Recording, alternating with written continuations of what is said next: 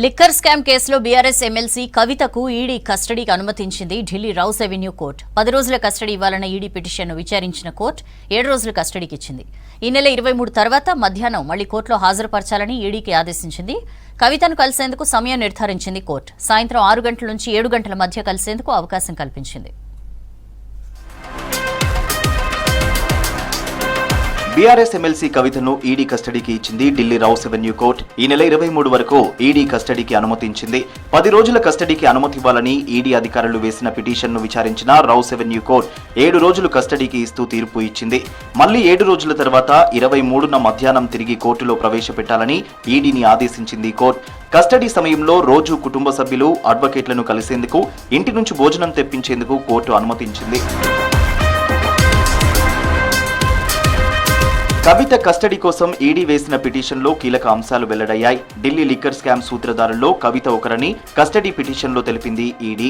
శరత్ చంద్రారెడ్డి, మాగుంట రాఘవ, శ్రీనివాసులు రెడ్డితో కలిసి south syndicate ఏర్పాటు చేసి కుట్ర చేసినట్లు పిటిషన్లో పేర్కొంది. ఆప్ నేతలతో కుమ్మక్కై 100 కోట్ల మేర ముడుపులను సమర్పించినట్లు కస్టడీ పిటిషన్లో వివరించింది ఈడీ. కొందరు మధ్యవర్తులతో ముడుపులు చెల్లించేందుకు కేజ్రీవాల్, సిసోడియాతో కలిసి కవిత ప్లాన్ చేసినట్లు తెలిపారు. సౌత్ మెంబర్స్ తో కలిసి కవిత 100 కోట్ల లంచాలు చెల్లించారనడానికి ఆధారాలున్నాయని చెప్పింది. ముడుపులకు బదులుగానే ఢిల్లీ లిక్కర్ బిజినెస్ లో కవితకు వాటా దక్కిందని కస్టడీ పిటిషన్లో తెలిపింది ఈడీ.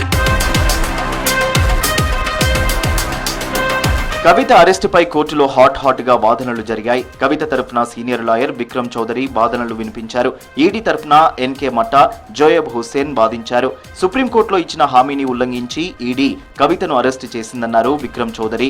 మొత్తం కేసు క్వాష్ చేయాలని అత్యున్నత న్యాయస్థానంలో పిటిషన్ వేశామని, దీనిపై విచారణ జరుగుతుండగానే కవితను అరెస్టు చేశారని చెప్పారు విక్రమ్.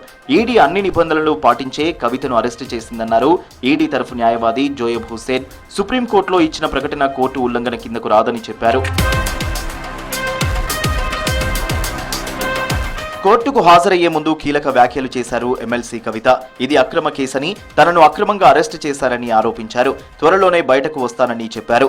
ఈడీ హెడ్ ఆఫీస్ నుంచి రౌస్ అవెన్యూ కోర్టుకు వచ్చారు ఆమె భర్త అనిల్, ఎంపీ వద్దిరాజు రవిచంద్ర, మాజీ మంత్రి సత్యవతి రాథోడ్.